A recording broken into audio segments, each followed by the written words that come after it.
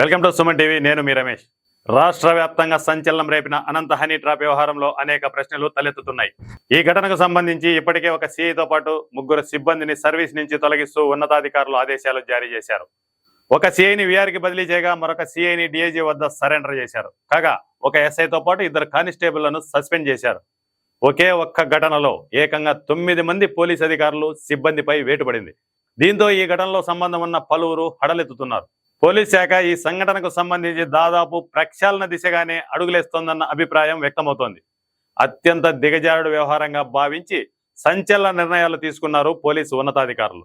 ఇదంతా ఒక ఎత్తు అయితే, హనీ ట్రాప్ ఘటన వెలుగు చూసింది జిల్లా కేంద్రానికి కేవలం 15 కిలోమీటర్ల లోపే ఉన్న పోలీస్ స్టేషన్ల పరిధిలోనే. అంటే జిల్లా కేంద్రంలో జిల్లా స్థాయి అధికారులు నిత్యం ఉంటుంటారు.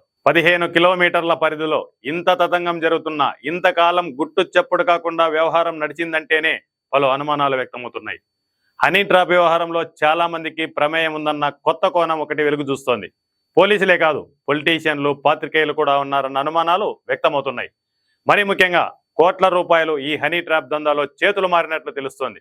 జిల్లాలో చీమ చిటుకుమన్న ఎప్పటికప్పుడు విషయం తెలుసుకొని ఉన్నతాధికారులకు చేరవేసే నిఘా వ్యవస్థ ఏమైందన్న ప్రశ్నలు తాజాగా తలెత్తుతున్నాయి. జిల్లా ఎస్పీకి కన్నులు చెవులు ఇంటెలిజెన్స్ ఎస్బీ అధికారులే. హనీ ట్రాప్ దందా అనేది ఇటీవల 10-15 రోజుల్లోనూ నెల రోజుల క్రితం చోటు చేసుకున్న వ్యవహారం అయితే కాదు.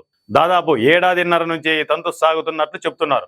మరి ఇంతకాలం ఈ దందా సాగుతున్న ఇంటెలిజెన్స్ నిఘా వర్గాల దృష్టికి రాలేదా, లేక తెలిసి తెలియనట్లు వ్యవహరించారా అనే ప్రశ్నలు ప్రస్తుతం తలెత్తుతున్నాయి. ఏ పోలీస్ స్టేషన్లో ఎక్కడ ఏమి జరిగినా వెంటనే నిఘా వ్యవస్థ ఉన్నతాధికారుల చెవిలో చేరవేస్తుంది.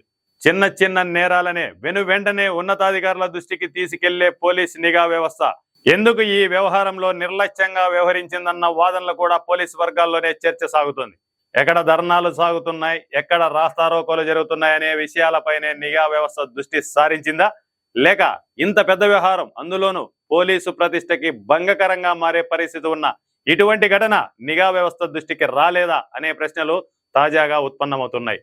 స్పెషల్ బ్రాంచ్ ఇంటెలిజెన్స్ వర్గాలను సైతం దారి మళ్లించి ఇంత దందా సాగించే పరిస్థితి ఉంటుందా, లేక ఇందులో పొలిటీషియన్ల పాత్ర నేపథ్యంలో మనకెందుకులే అన్నట్లు నిఘా వ్యవస్థ నిట్టూర్చిందా అనే ప్రశ్నలకు ఇక్కడ బదులు దొరకాల్సి ఉంది.